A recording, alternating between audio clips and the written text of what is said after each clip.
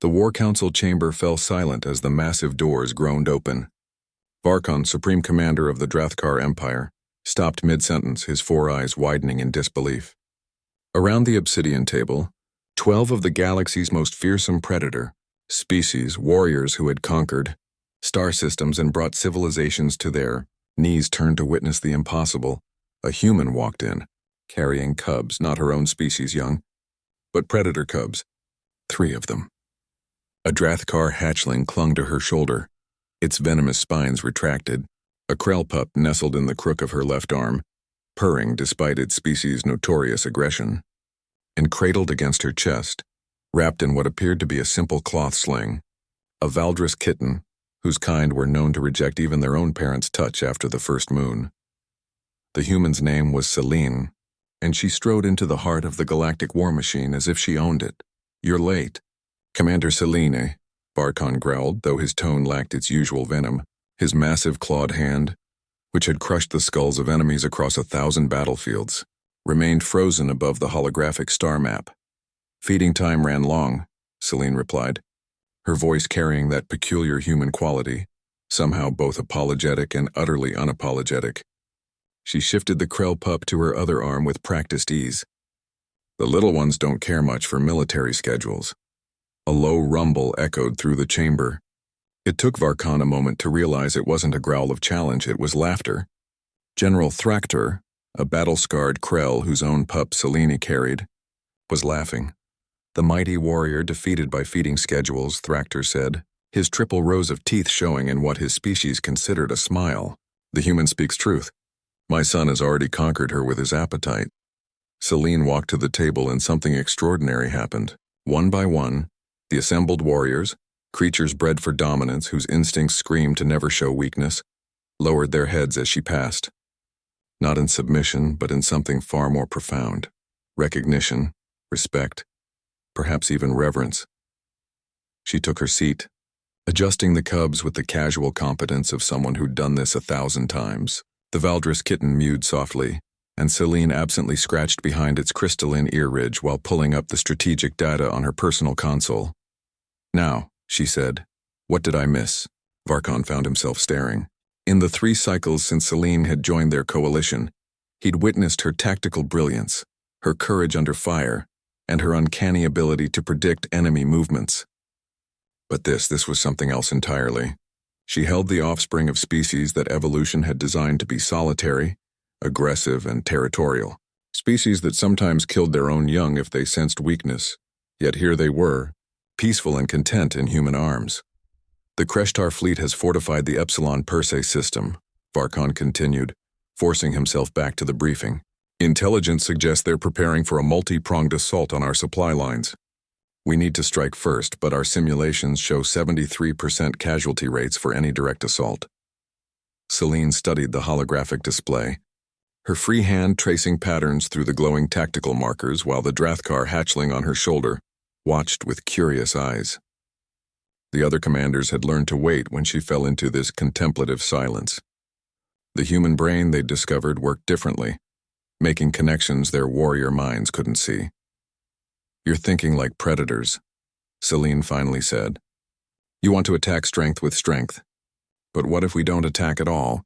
"Explain." Varkon leaned forward. "The Kreshtar are expecting us to engage their fleet. Their entire defensive posture is built around that assumption. But look." She manipulated the display, highlighting several seemingly insignificant asteroid clusters. "Their supply depot is here, barely defended because it's behind their lines.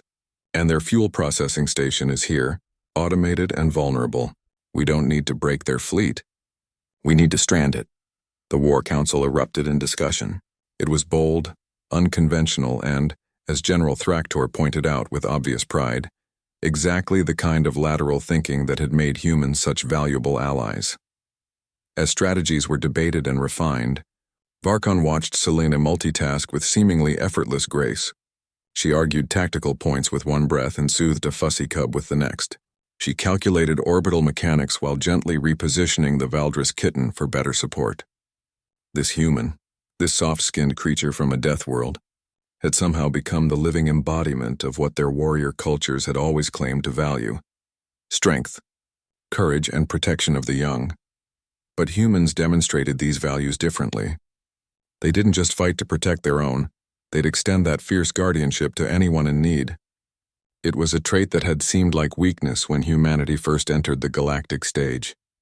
Now Varkon understood it was perhaps their greatest strength. "The cubs trust you," he said during a brief lull in the planning. It wasn't really a question, but Selena responded anyway. "They're children," she said simply. "Every child deserves to feel safe no matter what species they are. Besides," she smiled, and Varkon saw something ancient and powerful in that expression. Humans evolved taking care of things. We domesticated wolves into dogs, turned wildcats into companions, and raised orphaned animals of hundreds of species on our homeworld. We're persistence predators, Commander. We don't just chase our prey until it collapses. We also pursue trust, affection, and connection until even the most defensive heart opens up. The Drathkar hatchling chirped, a sound of complete contentment, and nuzzled against Selene's neck. Its parent, Commander Zethril, watched from across the table with an expression that transcended species.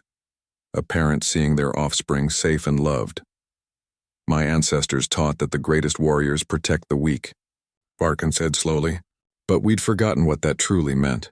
We turned protection into conquest, guardianship into dominance. Then humans arrived and reminded us, not with words, but with actions like this." He gestured to the cubs, to Selene's gentle competence, to the profound truth she represented.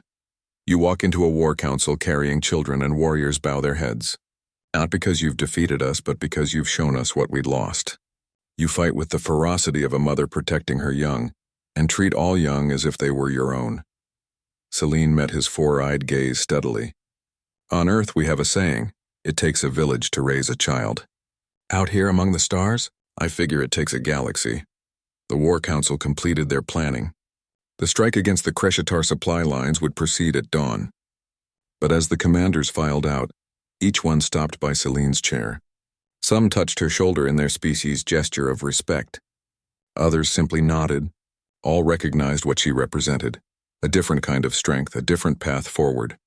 Varkon was last to leave. At the door he looked back at the human, still seated, gently rocking the now sleeping cubs. "The universe is changing, Commander Selene," he said. "Yes," she agreed softly. "It is. One generation at a time." And in that moment, Varkon understood why every predator warrior bowed their head. Not to human military might, but to something far more powerful, humanity's unlimited capacity to care,